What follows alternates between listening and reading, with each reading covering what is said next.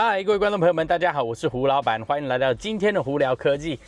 今天很多特斯拉的新闻哦，有一些新闻比较旧，但是我们今天还是尽量把最近的新闻都做一个整合哦。首先呢 ，Model S 跟 Model X 在美国竟然涨价了，涨了2000块钱，大家都有点意外，为什么？因为主要是它的销量本来就没有说特别好，怎么会突然涨价呢？可能是觉得说，销量反正也不高，那会买它的人可能就会专门去买它，所以他就把价钱涨上去了。平均来讲呢 ，S 跟 X 都涨了2000块钱美金哦。那再来，最近有一个比较特别的促销活动是 Model 3的 Performance 以及 Model X， 你有一些升级的选配呢，可以免费拿到。但是前提是你一定要购买 FSD 哦。好，那在 Model 3 Performance 上头呢，你如果有购买 FSD 的话，它就会送你车子的任何一个烤漆颜色哦。为什么会这样做呢？主要就是因为这样子的话就不会提高车价，让买车的人呢还是可以符合美国联邦政府的7500块钱的补助哦。因为在轿车上头的它的车价上限是55000块钱哦。那 FSD 购买的部分是不包括在这价钱上限上头的，所以呢，他就说你如果买了 FSD 的话，他就免费送你车子的颜色哦。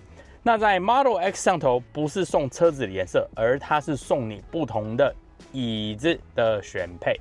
那是什么？是5人座、6人座或7人座都可以免费拿到哦。所以你只要购买 FSD Model X 上头5人座、7人座、6人座随便你选哦。变相来讲呢，其实就是有一点把车子的价钱降下来了。我觉得这一点蛮好的，有兴趣的朋友们呢可以去看看哦。但不过只有在 Model 3的 Performance 以及 Model X 长距离版本上头才有这些优惠哦。好，那再来 Cybertruck。Elon 已经在 X 上头确认了说 ，FSD 在 Version 12.5的时候呢，就会延伸到 Cybertruck 上头。那之前交车的 Cybertruck 虽然说它的车架里头有包括 FSD 的部分，但是呢，你只要交了车，目前的车友们应该都知道，你是没有办法使用车道维持啊，也没有办法使用 FSD。简单来说，你只能有最基本的定速而已哦。任何的辅助驾驶的功能啊，基本上都还没有开通。所以呢，为什么大家一直觉得说，哎呀，怎么交了一个这么贵的车子还不能用，有点不太开心哦。那现在终于呢 ，Elon 确认了 Version 12.5的时候，更新就会到 Cybertruck 上头，所以车主们等待的时间终于结束了。好，那在 Cybertruck 的另外一部分呢，之前我们就有讲到说，Cybertruck 的车子外面的 Aero Cover 就是那个外头的轮框罩哦，这一段时间交的车的轮框罩都没有给，为什么？就是因为之前有碰到一个问题是它的轮框罩的设计呢，而导致轮胎在使用的时候会有磨损的问题。那特斯拉那个时候就把全部的这个Aero Cover 呢都召回去了。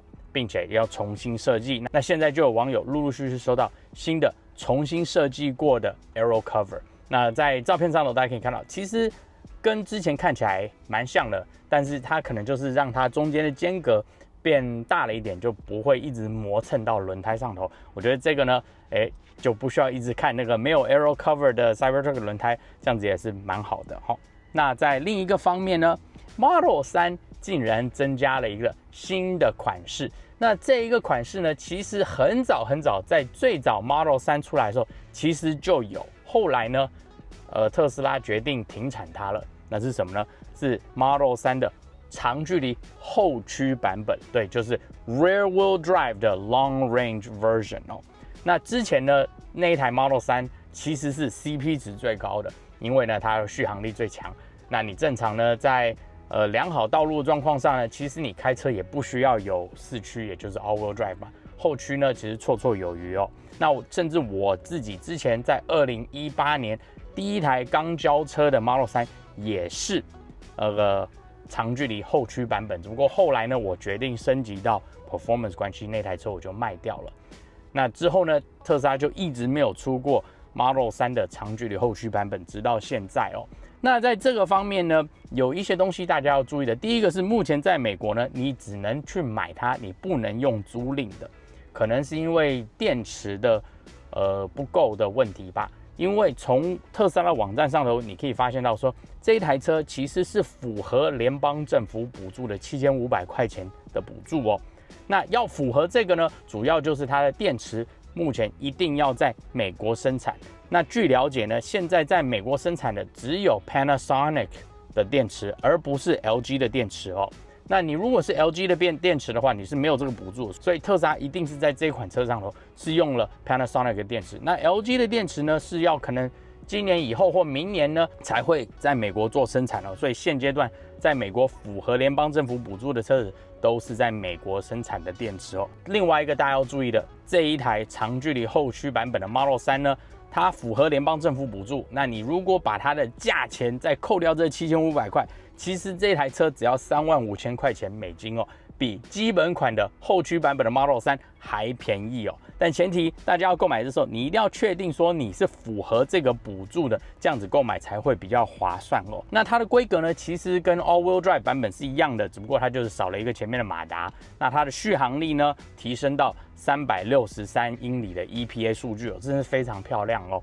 那它0到60的加速就稍微慢一点点，是在4.9秒哦。但是我觉得4.9秒呢，平常开真的是绰绰有余哦。主要是那个360多英里的续航力，应该是非常有吸引力的哦。所以呢，你如果是最近在看 Model 3的朋友们呢，你又符合联邦政府补助的话，那这个长距离后驱版本的 Model 3呢，搞不好非常适合你哦。好了，那今天就跟大家分享到这里。大家如果有什么问题的话，看 YouTube 的朋友们，欢迎在下面留言告诉我。听 Podcast 的朋友们可以经过 Spotify、IG 或 Facebook 发简讯给我，我都会看到哦。那今天就到这里，我是胡老板，我们下次见喽，拜拜。